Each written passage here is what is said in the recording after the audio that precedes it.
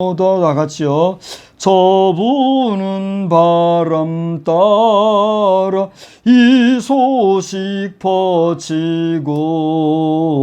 저 바다 물결 따라 이 복음 전하자.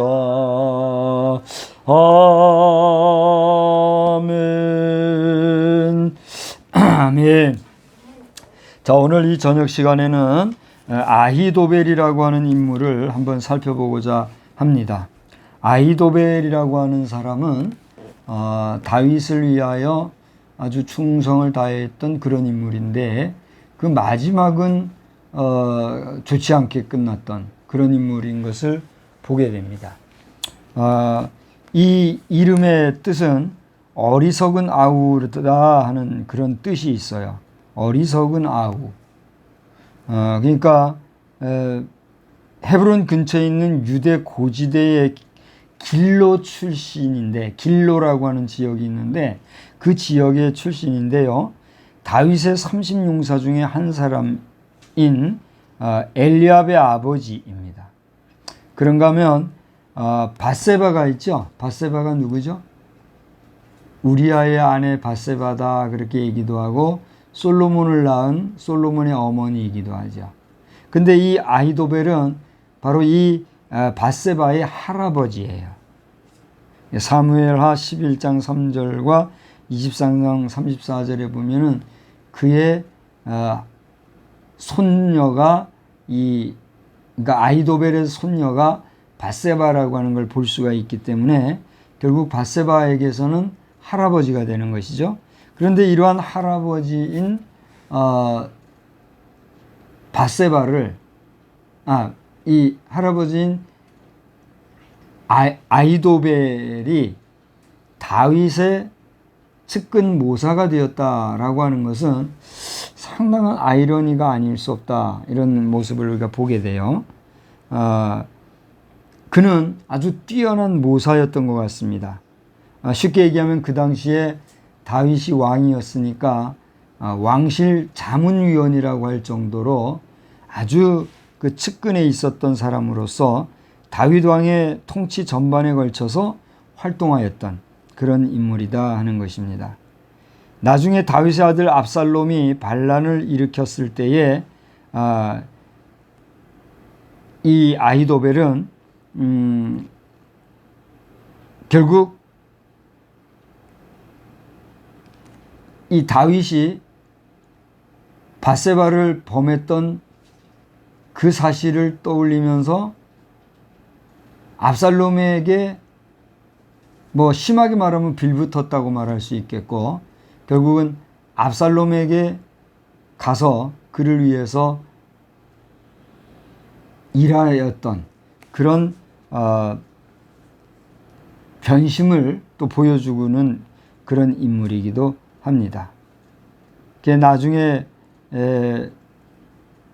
그의 죽음은 이따가 한번 살펴보겠지만 자살로 마무리 짓는 것을 보게 되는데 참 우리가 자주 보는 인물은 아니지만 다윗의 측근이었으면서도 이러한 인물이 있었다 하는 사실을 우리가 오늘 한번 살펴보게 되는 것이죠. 그는 다윗 왕의 친구요, 또 아까 말씀드린 대로 뛰어난 모사였다 하는 것을 보게 됩니다. 그래서 다윗의 총애를 받기도 하였는데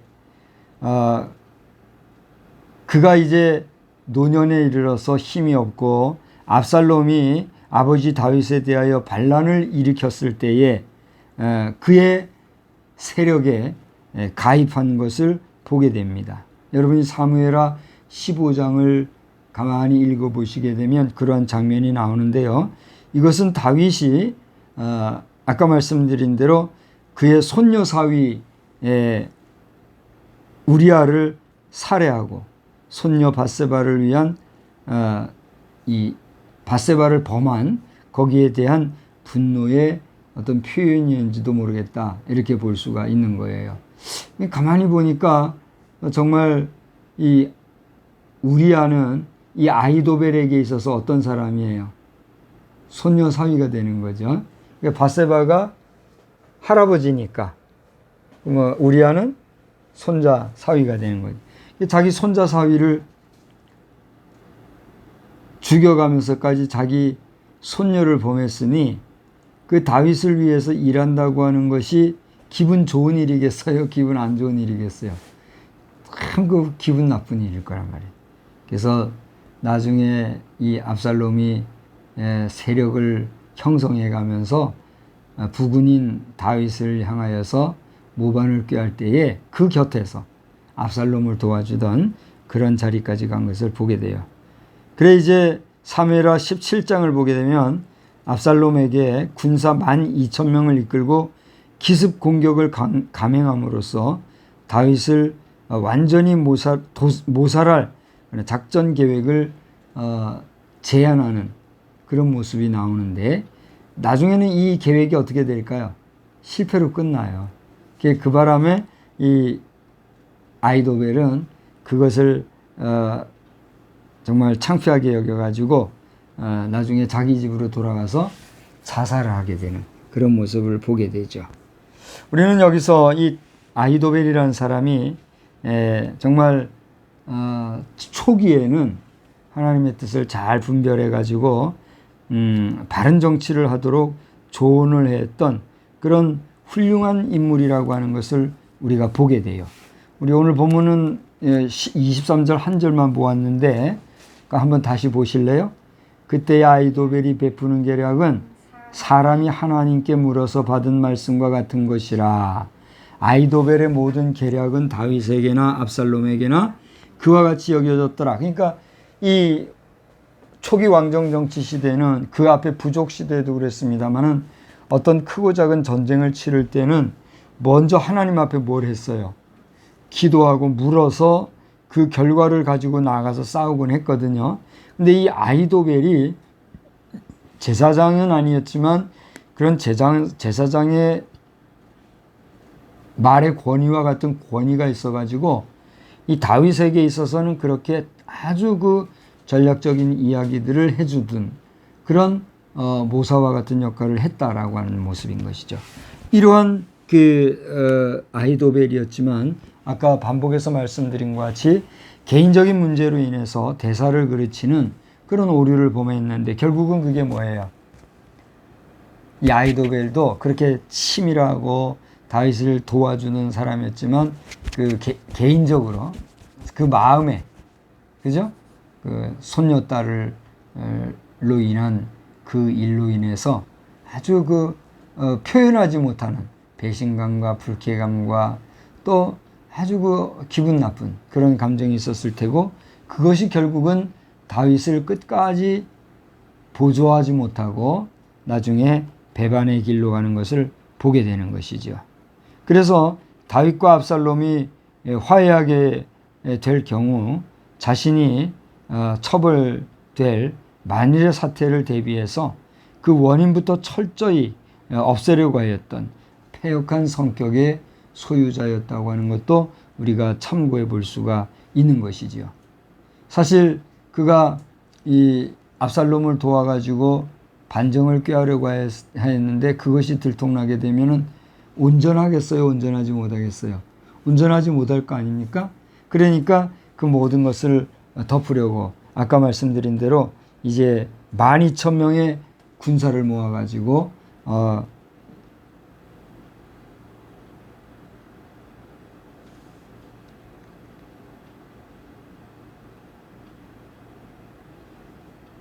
뭐예요? 그렇지, 아버지죠. 아버지인 다윗을 기습 공격해서 추격을 해서 아주 그냥 요소를 내려고 하는 그런 계획을 세웠는데 그게 뭐 마음대로 됐나요? 여러분 여기 17장을 보시게 되면 이제 나오는데 17장과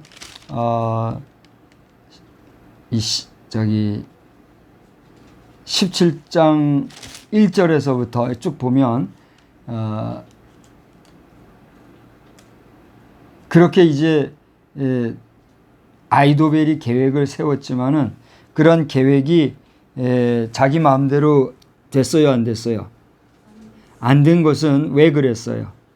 첫째로는 압살롬의 그 도움을 못 받은 거죠. 그러니까 물론 압살롬의 입장에서는 판단을 잘못한 것이고 아히도벨의 입장에서는 후원을 못 받은 거죠. 그렇게 된 데다가 15절 이후에부터 보면은 후세의 계략이 나오게 되는데 이 후세를 통해서 이 모든 작전이 어떻게 돼요? 들통이 나는 거죠. 그래가지고서는 이것도 저것도 안 되니까 17장 23절을 봐요.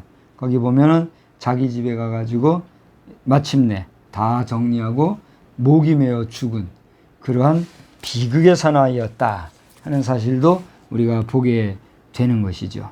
이렇듯 자신의 계획이 받아들여지지 않자 목숨을 끊었던 이 아히도벨은 자존심이 강했을까요? 강하지 않았을까요? 자존심도 강했을 겁니다. 그리고 자기 목을 메어서 스스로 죽은 자살한 사람이었으니까 그 성격은 어땠을까요? 유한 성격이었을까요? 잔인한 성격이었을까요? 자기가 자신을 죽인다는 것은 여간 독하지 않고는 안 될 겁니다. 그렇지 않습니까? 그 자살이라고 하는 것도 결국은 자기를 죽이는 거거든요. 사람이 사람을 죽인다는 것처럼 잔인한 것이 어디에 있겠습니까? 우리가 그가 거기 17장 23절에 보면은 그의 조상의 묘에 장사되었다 이렇게 얘기도 하고 있습니다만은 그 후대가 그래도 자살한 사람이지만은 잘 이렇게 거두어져서 자기 집에 조상의 묘에 안장된 것만 해도 참 복인이죠, 그죠?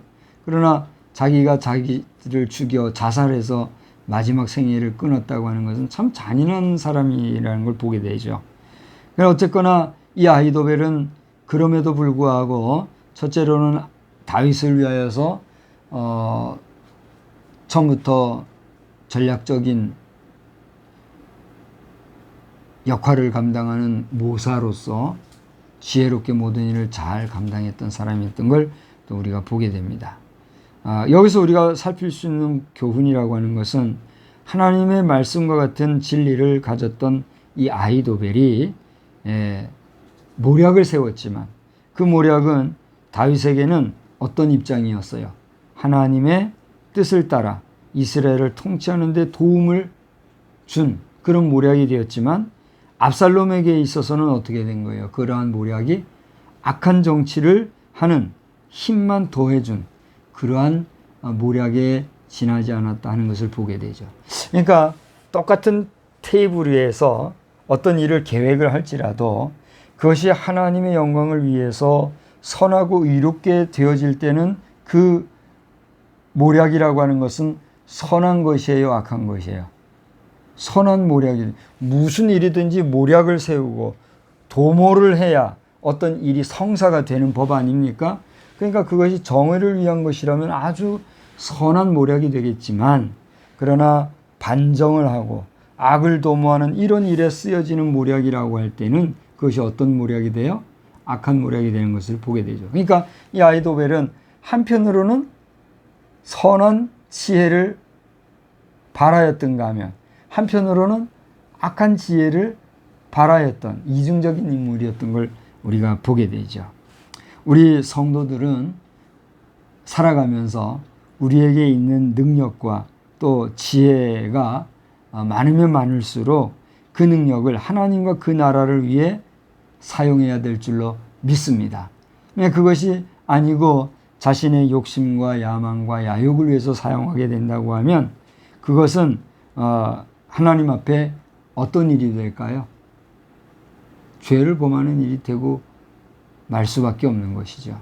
하나님이 주신 선한 지혜, 정말 그 총명한 지식 이러한 것들을 자신의 영광이나 야망을 위해서 쓰지 말고 정말 온전히 백성들을 위해서 혹은 하나님의 영광을 위해서 쓰는 이러한 사람들이 되어야 되겠다 하는 사실을 깨달으시고 우리 주변에서 또 우리 삶을 경주해 나갈 때에 혹여라도 우리가 야망 권세를 꿈꾸게 되고 또 자기 자신의 욕정을 이기지 못하고 나아갈 때가 혹시라도 닥쳐올 때는 철저하게 하나님 앞에 부복하여서 기도하는 가운데 자아를 성찰하고 하나님의 영광을 먼저 생각할 수 있는 그런 우리 모두가 되어야 될 줄로 믿습니다. 결정적으로 이 아히도벨은 자신의 의견을 받아들이지 않자 아까 말씀드린 대로 자살을 했는데, 우리가 소망을 하나님께만 두고 하나님의 말씀에 근거한 의로운 삶을 살아감으로써 자신의 삶도 우리가 정말 윤택하여지고 나아가 궁극적으로 하나님을 영화롭게 하는 그러한 사람이 우리 모두가 되어야 될 줄로 믿습니다. 오늘 하루를 살아오시면서 어떠한 하루를 보내셨는지 모르겠습니다. 지금 우리 국가적으로는 참 어수선한 이런 가운데 있는 것 같아요. 뭐 일일이 다 말하지 안 할지라도 정말 교회가 이 바이러스 문제로 말미암아 모이기를 폐함을 국가적으로 이렇게 권면하는 이런 일들도 있었던 가운데 있었는데, 그래도 어떻게 뭐 우여곡절 끝에 오늘 뭐 그런 발표가 났다 그러죠. 오늘 이제 국무총리께서 이제 또 그 명의로 모이기를 폐하여달라고 하는 이러한 행정 권고의 내용을 철회하고 다시 정상적으로 모든 소모임들이 모여질 수 있게 되었다는 소식을 접하면서 참 감사하다 이런 생각을 하게 되었는데, 우리 국무총리님도 잘 하셨고 또 교회를 넘어뜨리려고 하는 것은 우리나라 입장에서는 뭘 넘어뜨리는 것과 같을까요? 나라를 넘어뜨리는 것과 같을 거예요. 저는 뭐 미력하지만은 실천신학대학원에서 한국교회 희망이 있는가? 그렇다. 교회가 희망이다. 이런 논문을 제가 쓰면서 교회를 향한 비판과 조롱과 여러 가지 비난이 많이 있는 것을 보면서도 그럼에도 불구하고 교회는 근본이 누구를 기초로 해서 세운 거예요? 예수 그리스도를 기초로 해서 세운 거 아닙니까? 물론 뭐 베드로를 기초로 해서 세웠다 뭐 이런 얘기도 합니다. 그건 교회론에서 하는 얘기고, 기독론적으로 구속사적으로 볼 때는 교회는 예수 그리스도를 중심으로 해서 세워진 하나님 백성 공동체 아닙니까? 그렇기 때문에 교회가 뭐 조물 먹고 병이 들고 또 문제가 발생하는 것도 인간의 모임이니까 있을 수 있겠지만, 예수님이 그 안에 계시고 예수님이 역사하신다고 하실진데 교회에는 자정 능력이 있고 교회 그 자체로 뭐가 있어요? 희망이 있단 말이야. 근데 그 희망이 있는 교회를 무너뜨리려고 하고, 교회를 무슨 안전과 보호하라는 명의하에서 교회 생명력이 되는 모임을 해체하려고 하면 교회가 당연히 무너질 수밖에 없잖아요. 교회가 무너진다고 하는 것은 결국은 국가의 정신이 무너지고 사상이 무너지고 국가의 근간이 무너지는 것과 같다. 그 정도로 우리 자유 대한민국은 기독교적인 정신, 기독교적 사상, 기독교적인 그 마인드 위에 세워진 국가라는 사실에 대해서 믿든 믿지 아니하든, 그러니까 하나님을 믿는 사람이든 믿지 아니하는 사람이든 우리나라의 국가적인 그 위상, 가치관, 기저에 대해서 우리는 알고 나아가야 될 줄로 믿는 것입니다. 오늘 말씀을 나누면서 오늘 우리의 시대를 정말 불가피하게 몇 마디 말씀을 나누었습니다마는, 아무튼 이 아히도벨과 같이 처음은 다윗을 위해서 충성하는 자로서 귀하게 시작을 하였지만 나중에는 결국 자살로 끝나는 그런 참 비참한 모습을 보면서 우리 개인적으로나 사회적으로나 또 국가적으로 그 어떠한 경우에도 하나님 앞에서 마지막이 비운이 되지 아니하고 마지막이 해피엔딩이 되는 아름다운 역사의 종말을 맞이하는 우리 모두가 다 될 수 있기를 우리 주님의 이름으로 간절히 축원합니다. 이제 2020년 오늘이 7월 22일, 이제 7월 달도 하반부로 들어가고 있는데 지금은 장마기에 아주 중심부에 있고, 이제 오늘이 대선가요? 내일이 대선가요? 뭐 대서가 뭐 오늘 내일인 줄 아는데 정말 무척 덥고, 또 삼복더위 중에 초복이 지났죠? 그러니까 이제 중복이 지났나 안 지났나 모르겠는데 뭐 삼복더위 중에 있는 여름의 한 중간입니다. 우리 모두가 이 여름을 지혜롭게 잘 나시고 주님 앞에서 정말 믿음으로 힘을 내서 살면서 이 힘겨운 시절을 지혜롭게 잘 이겨나갈 수 있는 우리 모든 성도 여러분 다 되기를 주님의 이름으로 다시 한번 간절히 축원합니다. 기도하겠습니다. 사랑과 자비